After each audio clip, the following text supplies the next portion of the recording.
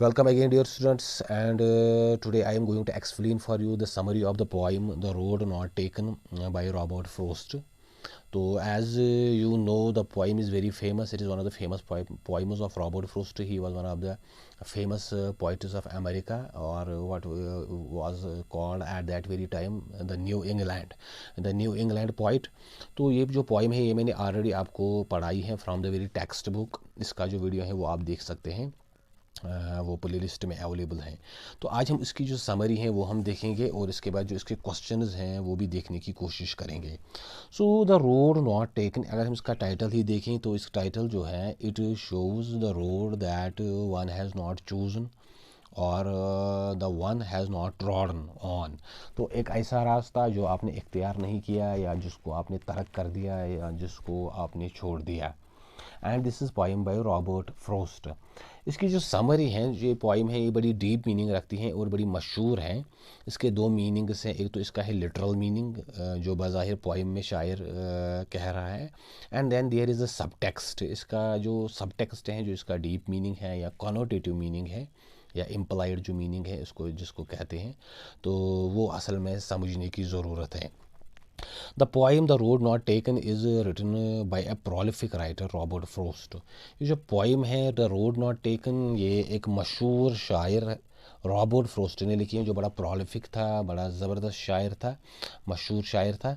The poem is about making choices in life. इस poem का जो एक्चुअली थीम है, ये यहाँ पे इसका थीम है, दैट इज़ द चॉइसेस और the decision that one takes और that one has to take in one life.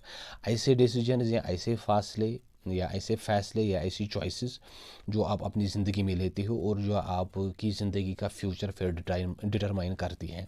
The poet was going through woods when the road forked into two. जो poem की बज़ाहिर जो इसमें ये एक कहानी सी बयान की गई है, जो यहाँ पे इसका लिटरल जो स्टोरी है, that is the poet was going through would. शायर जो है वो कहीं जंगलों में जा रहा था, जंगल से गुजर रहा था। When the road forked into two, जब इसके सामने जो जिस रास्ते से ये जा रहा था वो दो हिस्सों में बढ़ गया, उसके दो रास्ते बन गए। And the poet has now to choose one. शायर को जब अब जो खाली एक ही रास्ता वो चूज़ कर सकता है। He look down on one up to the point where it bent under the bushes. शायर ने इन रास्तों को दूर तक देखने की कोशिश की जहाँ तक उसको नज़र आ रहा था। Wire it bent under the bushes, जहाँ ये बुशेस जो झाड़ियाँ हैं उनके अंदर गुम हो रही थी। फिर उसके बाद ये रास्ते नज़र नहीं आ रहे थे कि ये कहाँ जाते हैं और उनका एंड क्या है। The point chooses the other road. शायर ने पहले एक रास्ता देखा, फिर दूसरा, और इसने फिर दूसरा रास्ता इख्तियार किया। इट वॉज ग्रासी, ये घास से भरा हुआ था, and only few had use it, और इस पर बहुत कम लोग चले थे। ये जो यहाँ पे जो ये लाइन है इसका बड़ा ही डीप मीनिंग है कि ये जो रास्ता था ग्रासी था और इस पर बहुत कम लोग चले थे। एक तो ये बज़ाहिर इसका मीनिंग है, लेकिन इसका जो सेकेंडरी मीनिंग है, इम्प्लाइड मीनिंग है, that is the way of troubles और the way of struggle, the road of struggle. तो एक ऐसा रास्ता जो कठिन है, जिस पे आपको स्ट्रगल करना है, जिस पे आपको लड़ना है, कोशिश करनी है, और उसी वही रास्ता है। ये बस ग्रॉसी, इस पे अभी ज़्यादा नहीं चले थे, इसका घास उखड़ा हुआ था, बिल्कुल ताज़ा था। And only few had use it, और इस पे थोड़े बहुत लोग चले थे। दैट मीन्स जो मुश्किलों से भरा रास्ता होता है उस पे बहुत कम लोग चलते हैं। ज़्यादातर लोग जो हैं वो कंफर्ट जोन में रहना चाहते हैं या वो ईजी आसान रास्ता इख्तियार करते हैं और उसी से उनका डिक्लाइन आ जाता है। क्योंकि अगर आप स्ट्रगल नहीं करोगे and you will take the easy way, you will stay in the comfort zone, that means you are on the way of decline, you are on the way of downfall. तो शायर का यहाँ वही meaning है। शायर ने दूसरा रास्ता इख्तियार किया जिस पे कम लोग चलते हैं, जिस पे बहादुर चलते हैं, हिम्मत वाले चलते हैं, और ये ग्रास से भरा हुआ था। That means it is full of hurdles, इस पर मुश्किलात आएंगे, और only few had used it, और थोड़े बहुत लोगों ने इसको इस्तेमाल किया है। The poet thought that his choice was good. शायर को लगा कि उसका जो चॉइस है, उसकी जो पसंद है, जो इसने चूज़ किया जो रास्ता, वही ठीक है। But later he finds out that both the roads had been worn out equally. लेकिन शायर जब इस रास्ते पे आगे चला तो यहाँ जब उसने पूरी तरह देखा, जांच पड़ताल की, he realised that both the roads had been worn out equally, कि दोनों रास्ते जो हैं वो बिल्कुल वार्न आउट हुए, उन पर काफ़ी सारे लोग चले हैं। दोनों रास्ते बिल्कुल वार्न आउट हो चुके हैं, इन पे एक पाथ सी बनी हुई है। The morning both the roads were covered with leaves. That morning, उस सुबह के टाइम जब शायर को ये रोड्स के बारे में डिसाइड करना था which way he will going to take, तो ये बिल्कुल पत्तों से भरा हुआ था। And no traveller had stepped over them, और उन पत्तों पे अभी कोई चला नहीं था, बिल्कुल वो ताज़े थे, उन पे किसी के पाँव नहीं पड़े थे। The point decided to keep the first road for another day, though there was little chances of his returning back. जो पहला रास्ता था शायर ने वो दूसरे दिन के लिए रखा, लेकिन शायर जानता था कि उसके कम बैक करने के, अगर वो रास्ते से वापस आया तो इसके बहुत कम चांसेस है, ज़्यादा मुश्किल है कि वो वापस नहीं आ सकता। दैट मीन्स अगर आपने ज़िंदगी में कोई डिसीजन लिया और फिर उस डिसीजन को चेंज करना काफ़ी टाइम के बाद, जब आप उस रास्ते पे उस डिसीजन पे काफ़ी टाइम स्टक रहे हो, उस पर चले हो, आपने उस पर काफ़ी टाइम दिया हो, तो कम बैक करना, रिटर्न करना बड़ा मुश्किल होता है। यहाँ वही मीनिंग है शायर का कि जो भी रास्ता है वो मुश्किलों से भरा हुआ है। That means both roads have been worn out equally, दोनों रास्ते जो हैं वो वॉर्न आउट हो चुके थे। That means no road is easy, चाहे आप मुश्किलों वाला रास्ता ले या ईजी रास्ता ले, दोनों में आपको कोई ना कोई स्ट्रगल, कोई ना कोई हार्डशिप्स फेस करनी पड़ेगी, वन वे और अनदर वे। तो यहाँ पे भी वैसा है, शायर ने कहा कि पहला वाला रास्ता मैंने दूसरे दिन के लिए रखा कि उस पर फिर कभी चलूँगा, लेकिन मैं जानता था कि इस रास्ते पे मैं, जिस रास्ते में मैं अभी जा रहा हूँ, उससे रिटर्न बैक करना कोई आसान काम नहीं है, बिल्कुल ये मुश्किल काम है, इसमें ज़्यादा कोई चांस नहीं है। The point imagine a time in future when he will recall what he had made him a different person. शायर अब इमेजिन करना चाहता है कि फ्यूचर में जब वो दूसरे लोगों से बिल्कुल अलग होगा, दूसरे लोगों से बिल्कुल डिफरेंट होगा, कौन सी ऐसी चीज़ होगी जिसने उसको दूसरों से डिफरेंट, दूसरों से कामयाब या दूसरों से सक्सेसफुल बनाया होगा। He will then think that his choice had made the difference.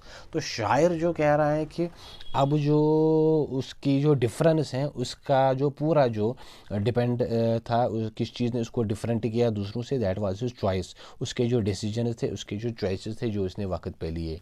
सो शायर यहाँ पे कहना चाहता है actually it is your choices, it is your decisions and it is your habits that are going to determine your future.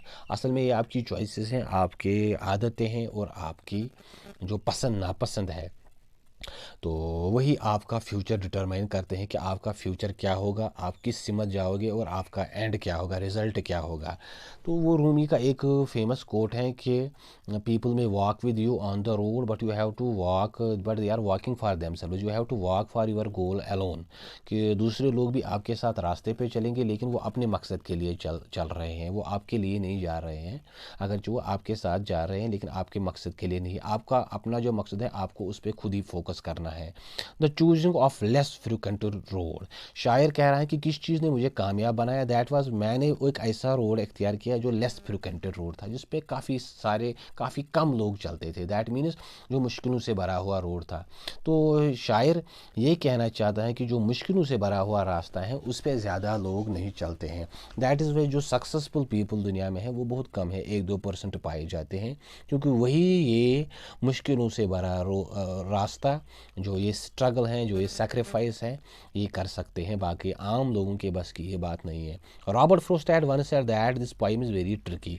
Robert Frost ने एक बार इस poem के बारे में कहा था कि ये बड़ी ट्रिकी है, इसके मीनिंग में आप गुम हो जाओगे। ट्रिकी इस तरह है, it is tricky nature get revealed when reader gets confused about the actual state of poet's mind. ये हमको तब ट्रिकी लगती हैं जब हम इस चीज़ में कंफ्यूज हो जाते हैं कि शायर क्या कहना चाहता है। पहले वो चाहता है कि मैंने दूसरा रास्ता अख्तियार किया, वो ग्रासी था, उस पर अभी कोई नहीं चला था, फिर कह रहा है नहीं नहीं, दोनों रोड वॉर्न आउट हो चुके थे, दोनों पे बराबर लोग चले थे, और फिर कह रहा है कि मैंने ऐसा रास्ता अख्तियार किया जिस पे कम लोग चले थे, इसी वजह से मैं कामयाब हो गया।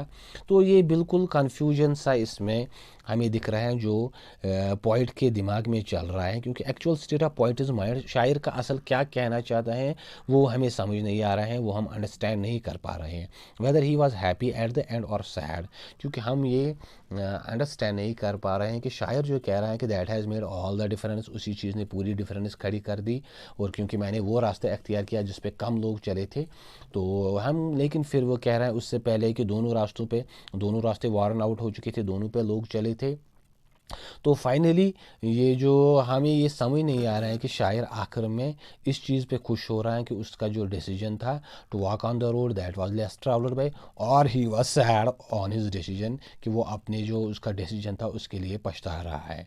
So this was the poem the road not taken by Robert frost.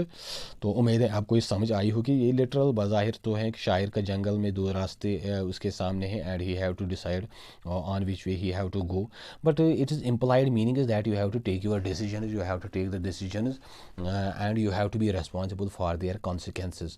आप लाइफ में जो भी डिसीजन लोगे और उनके जो consequences होंगे, whether they are beneficial for you or whether they are against you, तो आपके जो decisions हैं वही असल में आपकी ज़िंदगी का जो स्टैंडर्ड है या जो सक्सेस और फेलियर है उस चीज़ को डिटरमाइन करेंगे।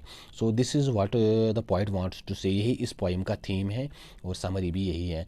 सो उम्मीद है आपको ये समझ आई होगी, और अगर आपको ये अंडरस्टैंड हो रहा है तो बेशक चैनल को शेयर करें, सब्सक्राइब करें और बेल आइकन पर क्लिक करें, ताकि जो और नेक्स्ट लेसन्स हैं और नेक्स्ट वीडियोस हैं इंशाल्लाह ग्रामर के भी शुरू करेंगे अनकरीब, वो भी आप तक पहुंच सके। Wish you all the best and have a very great day ahead and thank you.